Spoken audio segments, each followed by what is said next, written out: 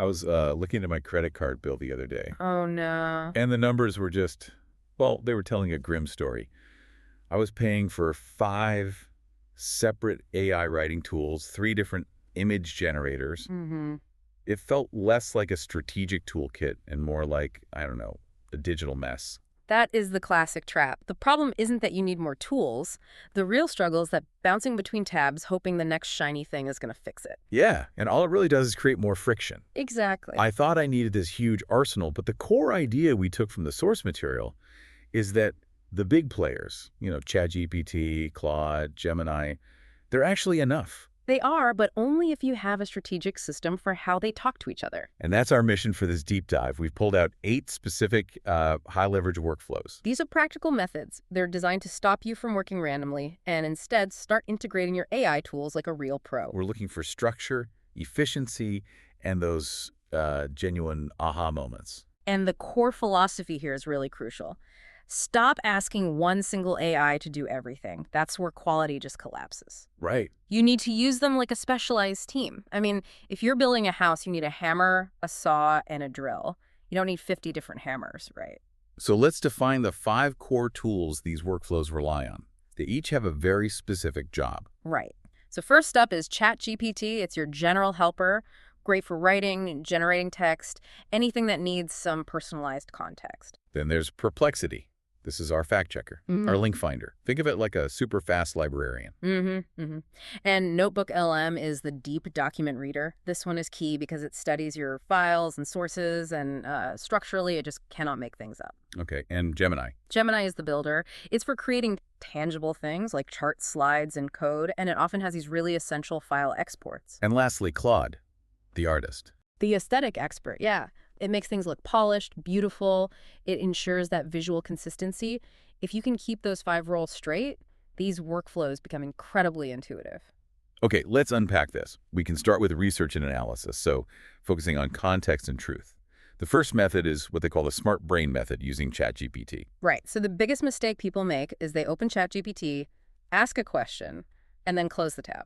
And next time you come back, the AI has forgotten everything. You're starting from zero every single time. And that locks you into a cycle of just generic low-quality answers. So what's the solution? The solution is to leverage the project's feature.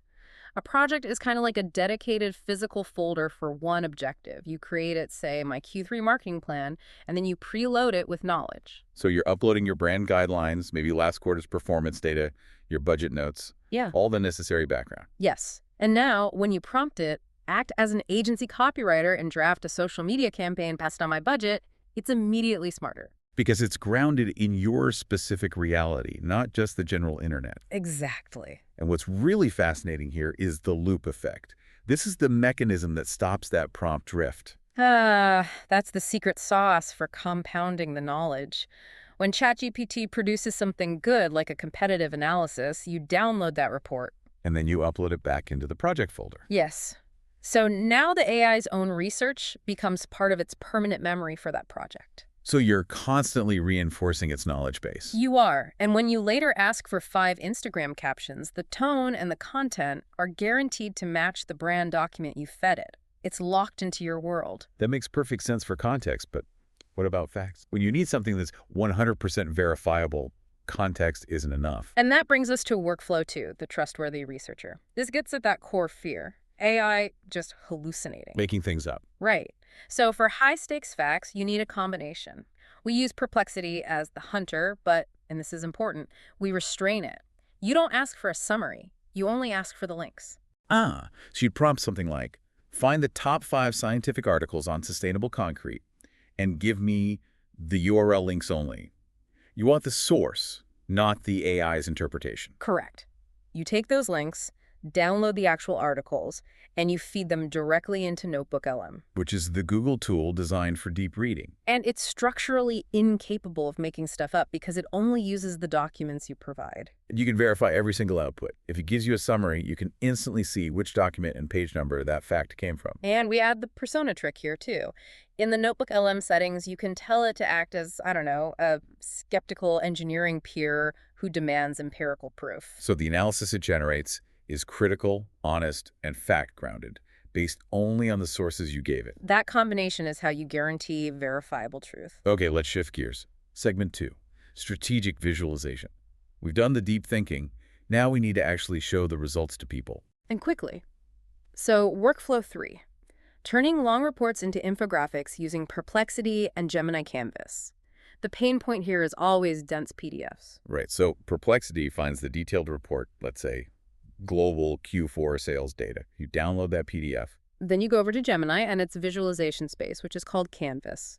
Think of Canvas as Gemini's workspace for visual outputs and code previews. You upload the PDF there. And instead of asking for a text summary, you prompt it for a structure. Something like, create a visual flowchart showing the revenue breakdown, highlighting regions with over 5% growth. Exactly. And Gemini Canvas will generate a visual diagram based on code, not just static text.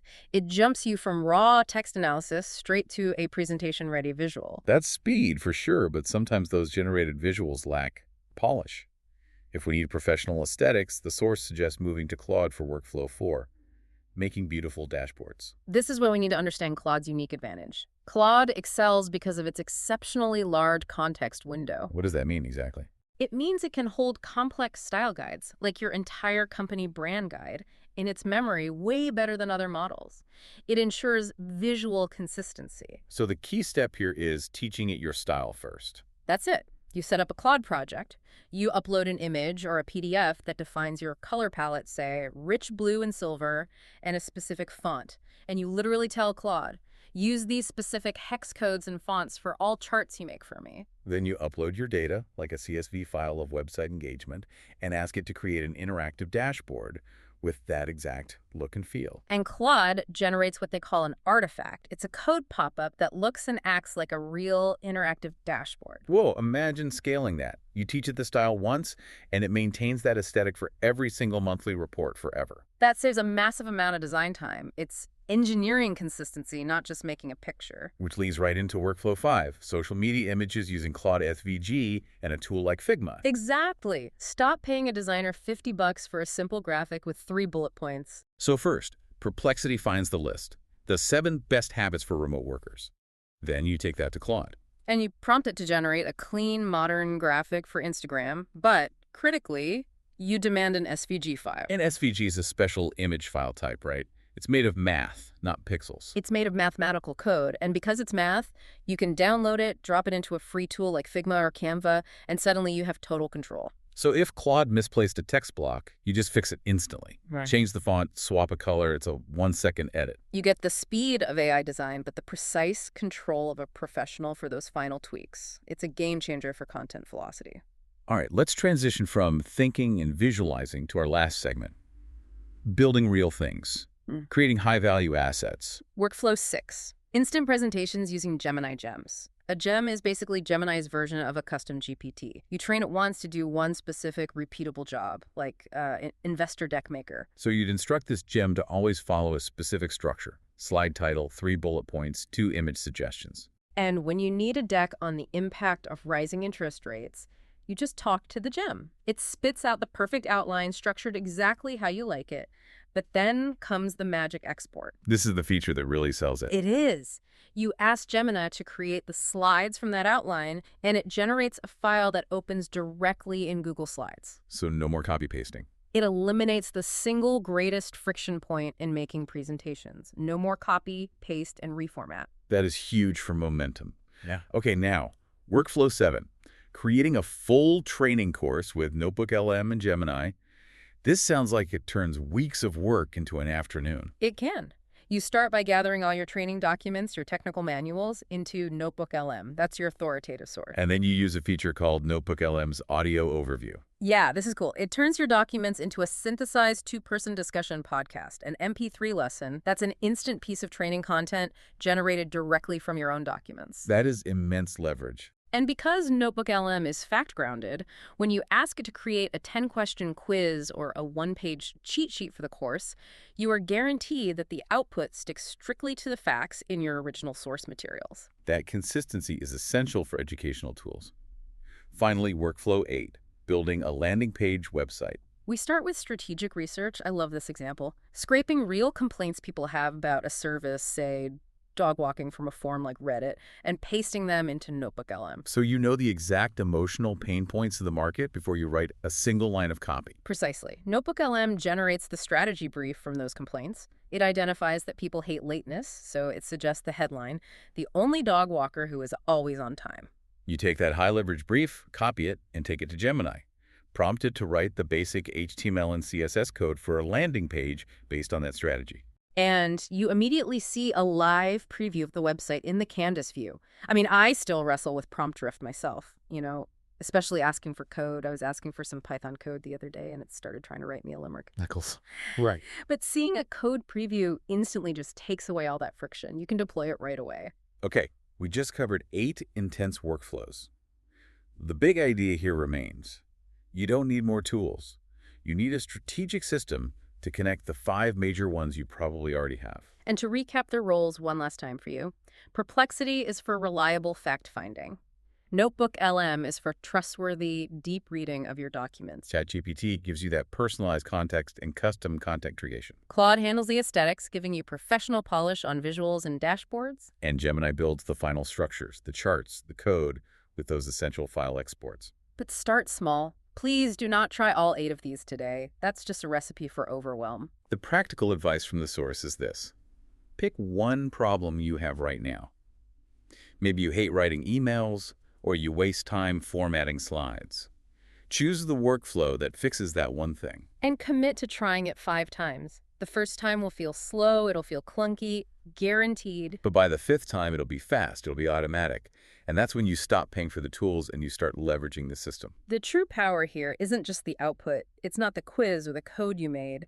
It's the fact that you've engineered a predictable, repeatable system that consistently understands your context. You've stopped managing a collection of apps and started directing a high-performing team. And that repeatable system is what scales your knowledge across any future idea, any future business need. It's an infrastructure of automated intelligence. Go build something powerful. We'll see you next time.